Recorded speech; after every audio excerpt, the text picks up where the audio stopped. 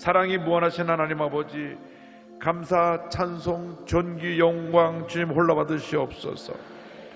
무더위 가운데 우리 성도님들 주님께서 은혜 가운데 보살펴 주시길 원합니다. 선풍기도 없이 쪽방촌에 사는 주님이여, 어려움을 겪고 있는 사랑하는 주님 백성들에게 은혜를 내려주시고, 절망에 처한 주님의 백성들에게 꿈과 희망을 주시고 어려움을 이기게 하여 주시길 원합니다. 우리 대한민국을 긍휼히 여겨 주시옵소서. 남북이 나눠져 있는데 또 이 남한에서는 서로가 나눠져 다투고 있습니다. 우리가 이러한 갈등과 대립에서 벗어나서 예수 그리스도의 사랑으로 하나 되는 역사를 누리게 하여 주시고, 주의 복음이 북한에 들어가서 북한을 변화시키고 복음을 통하여 남북이 통일의 날이 속히 다가올 수 있도록 은혜 내려 주옵소서. 우리 대한민국의 유일한 꿈과 희망은 오직 예수님 한 분뿐임을 깨달아 알게 하여 주옵소서. 예수님의 이름으로 기도 올리옵나이다. 아멘. 오늘부터 사무엘상을 공부합니다. 오늘 사무엘상 1장은 특별히 사무엘의 어머니, 기도의 어머니 한나에 대한 이야기가 나오는데, 사무엘상 전체의 개요를 잠시 설명드리겠습니다. 사무엘상은 누가 썼습니까? 사무엘상은 누가 썼다고요? 틀려도 좋으니까 큰 소리로 누구라 썼다고요? 네, 사무엘이 썼습니다. 누가복음 누가 썼나요? 누가가 썼습니다. 제일 쉬운 질문, 누가복음 누가 썼습니까? 누가가 썼어요. 사무엘상은 사무엘이 쓰고, 사무엘하도 사무엘이 쓰고, 이제 우리가 사무엘이 기록한 사무엘상하를 공부하는데, 이 사무엘상은 어떤 내용이 있냐면 이스라엘이 사사시대로부터 시작해서 왕정시대, 왕국시대로 넘어가는 그 과정을 설명합니다. 이제 성경을 보면 구약을 4,000년, 신약을 2,000년 봅니다. 그래서 6,000년을 보거든요. 그래서 아담과 하와가 지금부터 6,000년 전에 에덴 동산에다 쫓겨났다고 생각하면 되고요. 그 다음에 족장시대가 시작되면서 아브라함, 이삭, 야곱, 그 시대를 넘어가서 요셉이 애굽에 가서 이제 애굽으로 이주해가 정착하는 장면이 나옵니다. 그래서 구약 이스라엘 역사의 출발은 그 아담과 하와 시대에서 족장시대, 족장시대는 아브라함, 이삭, 야곱 그때를 볼 때 아브라함을 한 BC 한 2100년 정도로 보고요.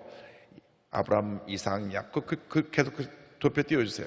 그래서 그 족장 시대가 맞춰질 때 요셉이 애굽에 가서 총리가 된 다음 가족 추청을 했잖아요. 그건 해외 이제 이민의 역사가 시작돼가지고 70명의 가족이 넘어가서 정착을 해서 애굽에서 430년 동안 있게 됩니다. 그래서 그 430년 있다가 애굽을 출발할 때가 BC 한 1500년 전, 지금으로부터 한 3500년 전에 애굽에서 저들이 430년 동안 종살이 하다가 모세 인도하에 애굽을 떠나가지고 이 광야 40년 지나서, 광야 시대 40년 지나서 사사시대로 들어갑니다. 사사시대가 약 400년이 지나갑니다. 400년이 지나가고요. 이제 왕국시대로 오는데 첫 번째 왕이 사울 왕이고, 그 사무엘상에는 사울 왕이 세워지는 장면하고, 그 다음에 그 두 번째 왕 다윗 왕이 어떻게 이제 왕이 될 것이냐, 그리고 다윗 왕이 즉위하는 것은 사무엘 하로 넘어갑니다. 그래서 왕국 시대 통일 왕국은 다윗 시대에 이루어집니다. 다윗 때 이루어지는데, 다윗이 예루살렘으로 수도를 정하고 약 BC 1000년 전, 지금부터 약 3000년 전에 통일 왕국 시대를 이루었습니다. 그리고 그 다음 솔로몬 왕, 그러니까 첫째가 사울, 둘째가 다윗 통일왕국이 이뤘고요. 솔로몬 왕까지 통일왕국이 됐는데 솔로몬의 아들 르호보암 때 나라가 쪼개집니다. 이 통일왕국이 오래가지 못했어요. 다윗왕 40년, 솔로몬왕 40년 그 다음에 르호보암 때 와서 르호보암 때 나라가 쫙 나눠져서 북왕국, 이스라엘, 남왕국, 유다. 우리나라랑 비슷해요. 저 북조선 저 공산국가가 우리나라 있고 우리나라는 대한민국이 남쪽에 있잖아요. 그래서 북왕국, 이스라엘, 남왕국, 유다. 북왕국 이스라엘의 수도는 사마리아, 남왕국 유다의 수도는 예루살렘. 그래서 주전 922년에 나눠지고 200년이 지나서 북왕국 이스라엘이 아수르에 의해서 멸망을 당하고 주전 722년이죠. 그 다음에 주전 586년에 남왕국 유다가 바벨론에서 망합니다. 그러고 나서 완전히 나라가 사라져버리고 70년 지나고 나서 고레스 왕 때 이제 포로 시계로 돌아왔다가 예루살렘 귀환하는 장면이 이제 구약 이스라엘 역사의 개관입니다. 이 복잡한 숫자는 다 잊어버려도 돼요. 그냥 한번 듣고 잊어버려야 다음에 또 제가 설명하면 또 기억이 나니까 처음에 다 아시려고 하지 말고 저렇게 지나가는구나 라고 생각하셔야 됩니다. 그래서 이 사사 시대에서 왕국 시대로 전환되는 과정이 나오고 첫 번째 왕 사울에 대한 이야기가 나오고 그 다음에 두 번째 왕이 될 다윗에 대한 얘기가 나오는 것이 전체 주제입니다. 그래서 기록된 때는 주전 약 1050년 정도 전에 기록되었다 봅니다. 그 당시 배경, 사무엘상 당시 이스라엘은 이방 족속들의 위협이 있었는데 그 중에 블레셋이라고 하는 나라는 무기가 철, 가장 강한 철로 된 무기를 가지고 이스라엘을 공격했어요. 근데 그 당시 그 사사 가운데 마지막 이제 사사로 넘어가기 전에 제사장 사사들이 무능력했는데 엘리라고 하는 제사장 사사가 등장을 합니다. 이제 그 얘기가 좀 설계가 되고요. 이스라엘 전체 이 사회적 영적인 위기가 있는 그 내용이 배경입니다. 핵심 주제는 하나님의 왕권, 하나님의 섭리와 인도입니다. 이상의 통치자들이 많아도 진정한 이 세상을 다스리는 통치자는 우리 하나님 한 분밖에 없습니다. 역사는 흘러가잖아요. 흘러가요. 오늘 아침 윤석호 목사님이 시간이 얼마나 빨리 가는지 미국에 가니까 벌써 자기 나이가 시니어라 그래서요. 우리나라로 말하면 그 경로 우대해 해주는 대상이 됐다는 거예요. 그래서 제가 아침에 새벽에 드리면서 번데기 앞에서 주름살 잡는구나. 무슨 말인지 모르시겠어요? 제가 속으로 쑥 웃었습니다. 한참 젊은 사람이 그 얘기를 하니까 야, 그렇게 시간이 빨리 가는구나. 시간이 확 흘러가는 거예요. 우리 인생은 빨리 지나가지만 하나님의 섭리 가운데 하나님이 다스리시고 인도하시고 주관하고 계신다. 할렐루야. 그래서 하나님만이 모든 것을 역사를 주관하고 계신다. 그래서 우리가 이 사무엘상을 통해서 우리의 진정한 통치자는 하나님이시고 하나님의 섭리 가운데 우리가 인도함을 받고 있다는 거죠. 잠시 잠깐 우리 지나가는 인생 속에 살지만 다 하나님의 뜻과 계획과 섭리 속에 움직여 가는데, 그런데 우리에게 하나님께서 무엇을 주셨냐면 따라서요, 자유의지라는 것을 주셔서 그 자유의지를 가지고 하나님의 뜻에 순종하며 살게 만들어 주셨습니다. 그러니까 그 자유의지를 활용하는 방법이 믿음이라는 것이다. 믿음.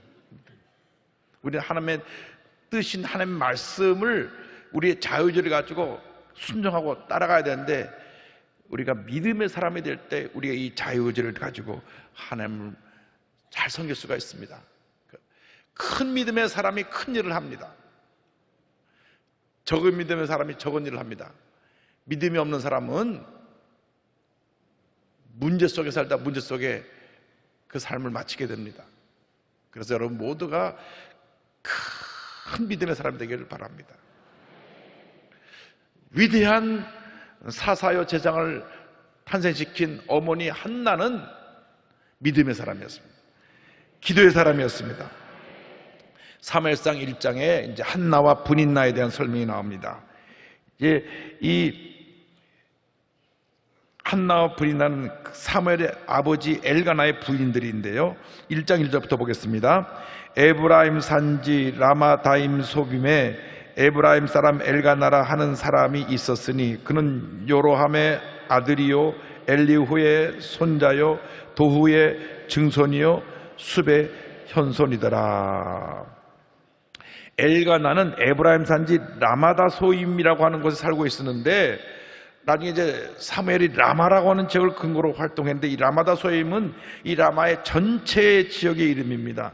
이 전체 지역의 이름이 신약 시대에 와서 이름이 바뀝니다. 이 라마다 소임이라는 지역이 뭐로 바뀌느냐? 아리마대라고 하는 지역으로 바뀝니다. 이름만 바뀌어요.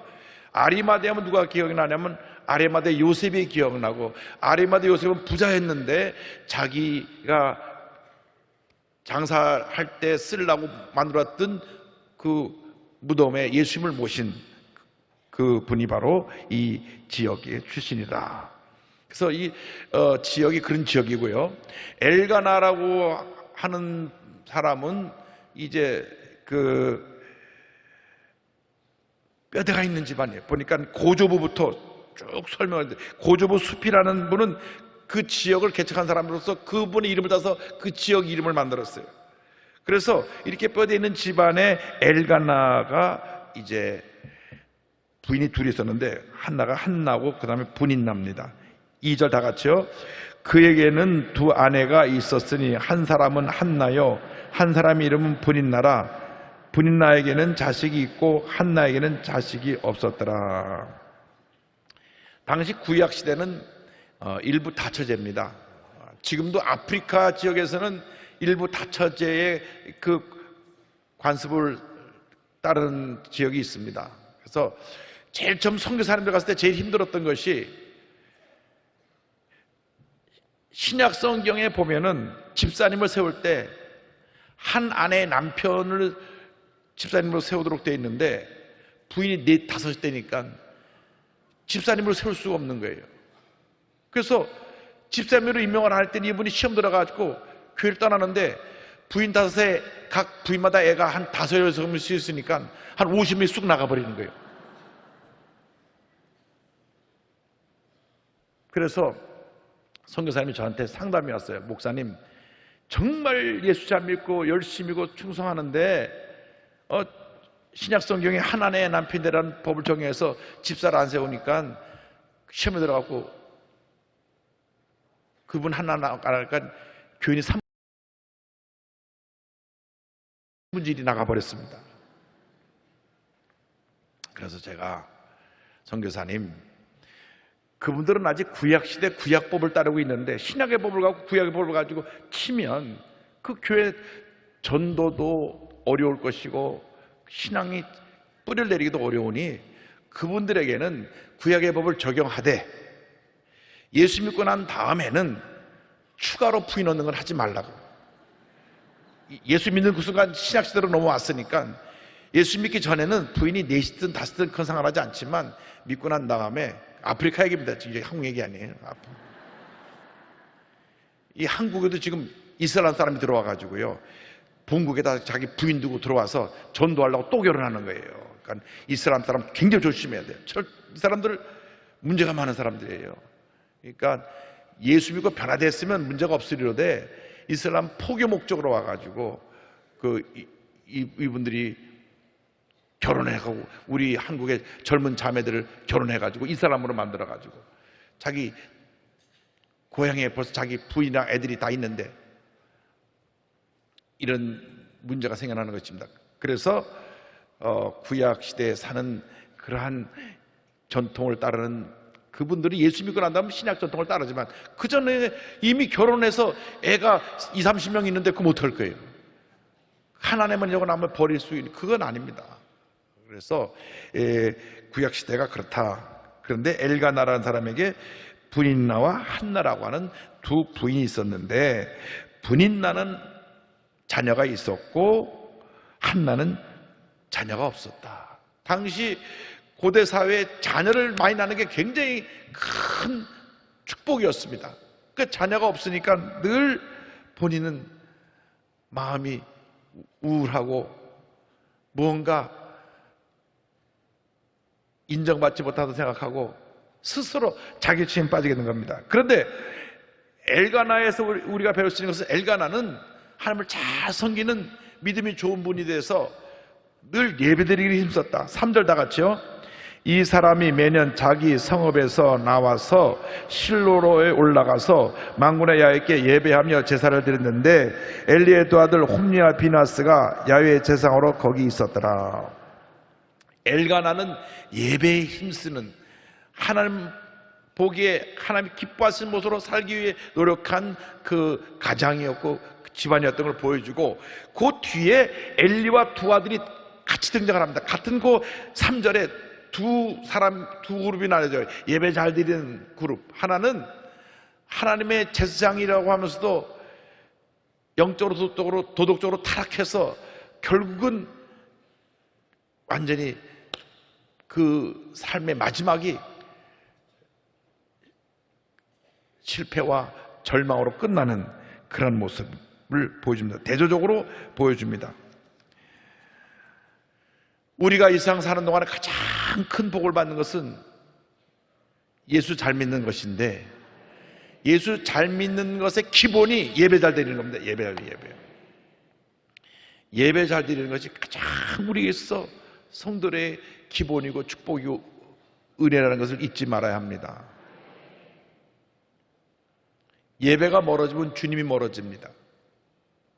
예배에 소홀하면 우리 신앙이 약해집니다. 예배에 최선을 다하지 않으면 우리 믿음이 자라지 않습니다. 예배에 최선을 다해요. 기본이 잘 돼 있어야 우리가 하나님 앞에서 인정을 받는데, 우리의 신앙생활의 기본이 예배, 말씀, 기도, 성령 충만, 기본이에요. 기본.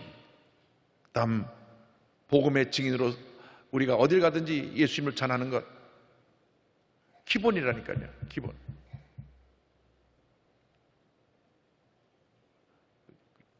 윤 목사님이 식당에서 나오다가 성령의 감동이 와서 갑자기 소리를 질렀다니, 잠깐 내 말 들으라고, 예수 믿어야 구원받는다고.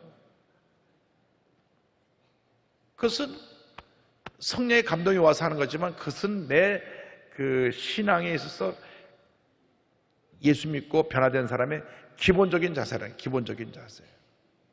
그래서 중요한 것은 하나님을 섬기는 삶이 우리에게서 가장 큰 기쁨이요 축복이요 은혜라는 것입니다. 우리가 북한에서 많이 기도해야 되는 이유는, 저 2,500만 북한 사람들이 예수님이 누군지 모르고 지금도 절망 가운데 살고 있으니까, 그들이 예수 믿지 않고 죽으면 지옥 가는 거잖아요. 예수 믿고 죽어야 천국으로 우리가 갈 수 있는 것인데 중간길이 없거든요. 그래서 하나님, 빨리 북한의 문이 열려서 복음이 들어가게 하여 주시고, 북한 2,500만에게 예수 그리스도가 구세주임을 전하게 하여 주시옵소서. 이것만이 우리 민족이 살 길이고, 이것만이 진정한 통일을 이루는 길인 줄로 믿습니다. 그런데 이 엘가나 가족이 실로에 올라가서 예배드릴 때 만군의 야훼께 예배드렸다, 전지전능하신 하나님께 예배드렸다고 표현합니다. 4절 5절 다 같이요. 엘가나가 제사를 드리는 날에는 제물의 분깃을 그의 아내 브닌나와 그의 모든 자녀에게 주고 한나에게는 갑절을 주니 이는 그를 사랑함이라. 그러나 야훼께서 그에게 임신하지 못하게 하시니. 예배를 드리러 올라갈 때 이제 그 엘가나가 재산이 많나 봐요.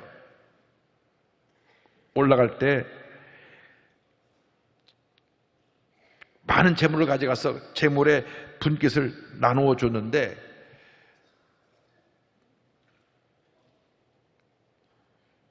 한나에게는 2배를 줬습니다. 실제로 엘가나는 두 부인 가운데 브닌나보다 한나를 더 사랑했어요. 그런데 브닌나는 자녀가 있고 한나는 자녀가 없으니 이제 하나님께 와서 예배드리고 나서 그 화목제물을 드리고 그것을 가지고 같이 온 가족이 그 분깃을 나눠서 식사도 하고 그러는데 한나에게는 갑절로 분깃을 주었지만 한나의 마음을 위로할 수가 없어요. 자식이 없는 것이 한이 돼서 어떤 위로도 위로가 되지 않았던 것입니다. 근데 성경을 보니까 한나가 자녀가 없는 것이 하나님이 허락하지 않으셨다는 겁니다. 하나님이 태문을 여셔야 아이가 태어난다 그것입니다. 그래서 자녀가 없어 기도하는 그 젊은 부부는 하나님께서 태를 열어주도록 기도해야 됩니다. 하나님이여 태문을 열어주시옵소서. 태문을 열어주시옵소서. 그러면 하나님이 역사해 주셔서 10년 동안 아이가 없던 사람이 20년 동안 아이가 없던 사람이 갑자기 하나님의 은혜 가운데 태문이 열려서 아이가 탄생하고 온 가족의 기쁨이 되고 하나님께 영광 돌리게 됨을 믿습니다. 1장 6절 7절이요 야훼께서 그에게 임신하지 못하게 하심으로 그의 족수인 브닛나가 그를 심히 격분하게 하여 괴롭게 하더라. 매년 한나가 야훼의 집에 올라갈 때마다 남편이 그가 참에 브닛나가 그를 격분시키므로 그가 울고 먹지 아니하니. 한나의 고통은 그의 경쟁자인, 여기 보면 적수라 그랬어요. 아마 두 부인이 원수처럼 지내나 봐요. 그래가지고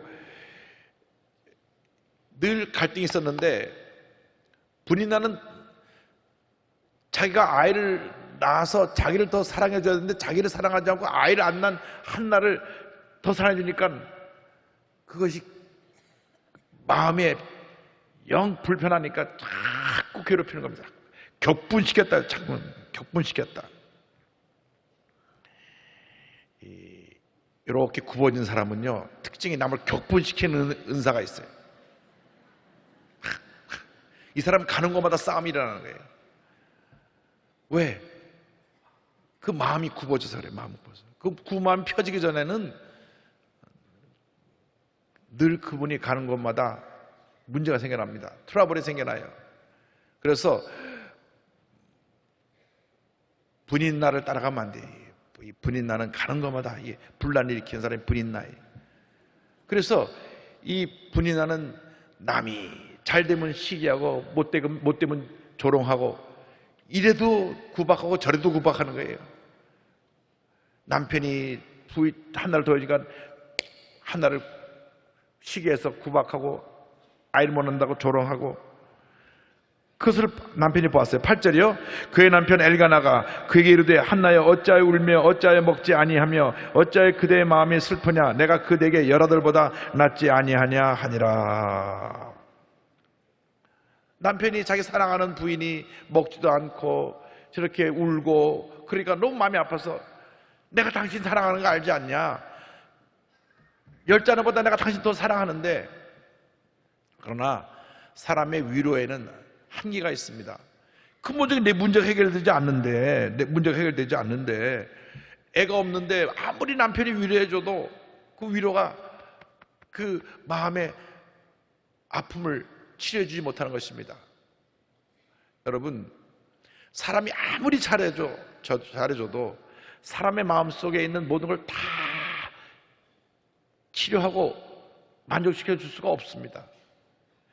다 똑같은 우리 인간이 연약함을 갖고 있기 때문에 문제를 근본적으로 해줄 분은 우리 주님 한 분밖에 없습니다. 찰스 스탠리 목사님이 그에 져서 하나님의 완전한 공급에서 이렇게 말씀하셨습니다. 하나님은 우리의 필요를 채우기 위해 다른 사람을 사용하시기도 한다. 그러나 우리가 먼저 필요를 채우기 위해 다른 사람에게 요구하거나 기대해서는 안 된다.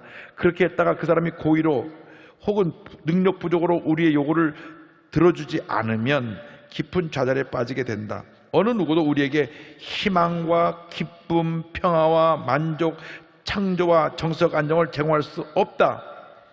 따라서 하나님만이 이 모든 필요를 채우시는 원천이다. 할렐루야.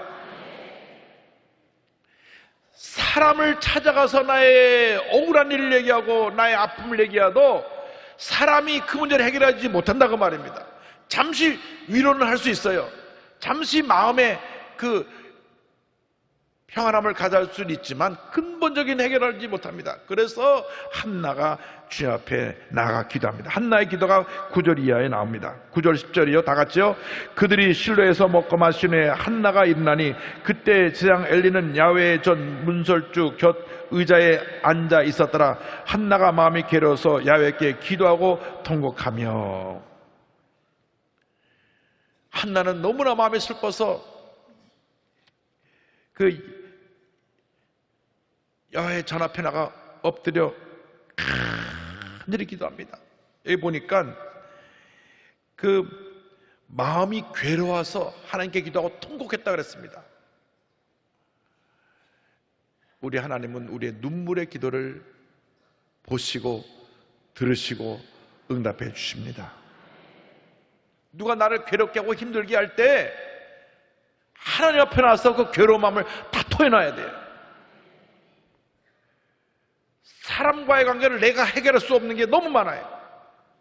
왜? 나 같지 않으니까. 나 같다고 생각하면 그게 큰 실수입니다. 그러면 늘 내가 마음에 상처를 받게 돼 있어요. 내 기준에 맞지 않으니까. 우리 기준이 좀 높아요. 다 내 잘난 맛에 사는데. 그래요. 내 잘난 맛에 사는 거였어요. 내 잘난 맛에 살지. 그게 인생이에요. 그러나 그것은 일반 사람들의 얘기고 예수 믿는 사람들은 그것이 아닙니다. 하나님 보시기에 내가 어떤 사람이냐. 할렐루야. 하나님 앞에서 나의 모습이 중요한 것입니다. 그래서 한나는 그 답을 알았어요. 그래서 하나님께 나아가서 그 괴로운 마음을 다 털어놓고 울면서 간절히 기도합니다. 너무 내가 속상합니다. 내가 견딜 수 없습니다. 저 여자 때문에 내가 그냥 밤잠 못 자겠습니다. 내 생각에서 머리 다 떠버리고 싶은데 내가 그냥 주님 앞에 나와서 기도합니다. 물론 어떻게 기도했는지 아무도 몰라요. 나중에 저처럼 가서 한나한테 물어볼 일이고, 그렇게 속상했으니까 격분시켰다니까 막 분노가 치밀어 오르게 만들었어요. 분인나가 막 옆에서 불질렀으니까. 그런데 같이 싸우지 아니하고 하나님께 나와서 기도했다. 이게 중요한 겁니다. 싸울 일이 있을 때 같이 싸우면 안 돼요. 하나님께 나와서 부르짖어야 돼요. 간절히 눈물로 기도하는데 11절 다 같이요.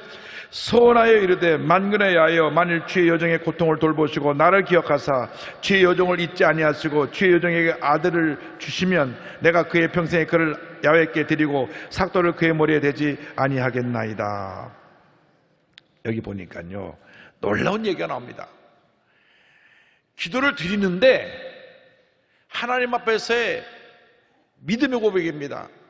아직 주시지도 않았는데 주신다고 믿고 주시면 내가 하나님께 도로 드리겠다 그랬어요. 생각해 보세요. 아니 하나님 아들이 없어 아이가 없어 기도해달라서 하나님 주셨는데 도로 드려버리면 자기는 결국 아이가 도로 없게 되잖아요. 한나의 믿음은 내가 하나님께 주신 아이를 하나님께 도로 드리면 하나님께서 나에게 풍성한 자녀의 축복을 주실 것이다. 따라서 절대 긍정의 믿음, 그 믿음이 대단해요. 결국 사무엘을 낳아서 사무엘을 하나님께 드리고 나서 3남 2녀를 더 받았으니까. 할렐루야. 여러분이 그런 믿음의 기도를 드리게 되기를 바랍니다. 믿음의 기도, 헌신의 기도. 기도가요 대부분 주시옵소서 기도입니다. 주시옵소서. 일본말로 구다사이, 주시옵소서, 주시옵소서. 가만히 여러분 기도하는 걸 들어보세요. 이것도 주시고 이것도 주시고 이것도 주시고 이것도 주시고 이것도 주시고 이것도 주시고 이것도 주시고 이상 끝. 그냥 처음부터까지 달라 만 하다 가는 거예요.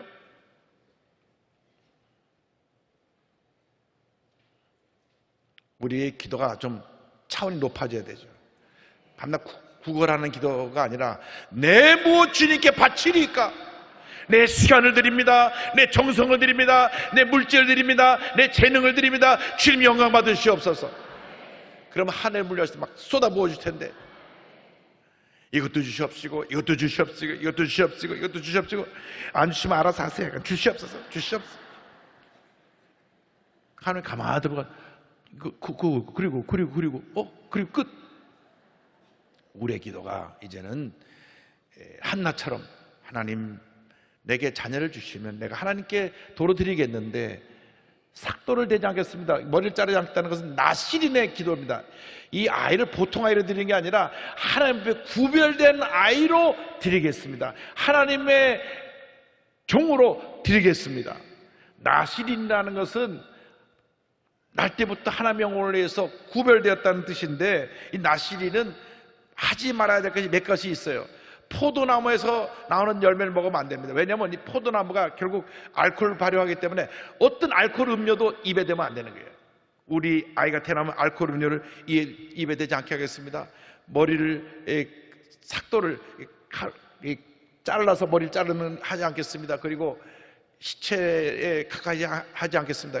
결국 정결하게 이 아이를 잘 자라게 해서 하나님의 영광에 쓰임받게 하겠습니다. 그래서 사무엘은 태어나기 전부터 이미 주의 종으로 그냥 엄마가 들여버려갖고 태어나보니까 주의 종이 된 거예요. 좀 억울하죠. 억울해. 나는 좀 사업을 하고 싶은데 난 나가서 축구선수가 되고 싶은데 그럴 수가 있어요. 근데 태어나기 전에 그냥 어머니가 꾹꾹 눌러가 기대버린 거예요. 넌 남아서도 목사가 될 자다. 그래갖고 태어나보니까 엉글엉글 목사가 되는 경우가 종종 있습니다. 저희 어머님은 아들 넷 낳는데 아들 넷 낳을 때마다 다 그랬대. 둘이 붙잡혔어요. 둘이. 하나님의 은혜입니다. 자, 12절로 14절이요. 그가 야훼 앞에 오래 기도하는 동안에 엘리가 그의 임을 주목한즉 한나가 속으로 말하며 입술만 움직이고 음성은 들리지 아니하므로 엘리는 그가 취한 줄로 생각한지라. 엘리가 그에게 이르되 내가 언제까지 취하여 있겠느냐, 포도주를 끊으라 하니. 15절 16절이요. 한나가 대답하여 이르되 내 주여 그렇지 아니하니이다. 나는 마음이 슬픈 여자라.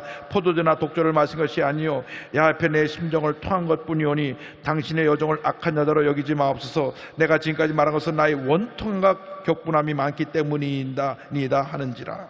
너무 속상하고 괴로워서 내가 이렇게 너무 기도하다 보니까 얼마나 통감서 기도했든지 나중엔 너무 기도해서 진이 다 빠져가 하고 그냥 입술만 두루루 떨어지고 있으니까 엘리가 보니까 얼굴이 벌겋고 벌벌벌 떠고 있으니까 웬 술 취한 여자가 여기 와서 그러나 그렇게 잘못 보고 얘기한 겁니다. 미리 와서 그 통곡하고 눈물로 기도하는 모습을 보았다라면은 그렇게 말 안 할 텐데, 근데 보통 사람 같으면 좀 성질나 갖고 눈 좀 똑바로 뜨고 보세요. 내가 지금 뭐하고 있어 지금. 내가 아침부터 와서 부르짖어 그냥 통곡하면 기도하는데 술 취했다고요? 대들 수 있잖아요. 그럴 수 있죠. 왜 내 얘기 하나 쳐다보는 거예요? 우리가 그럴 수 있다고. 우리가 교회 나와서요 조금만 불편함을 갖다 성질 내는 분들이 있어요. 가끔 있더라고요.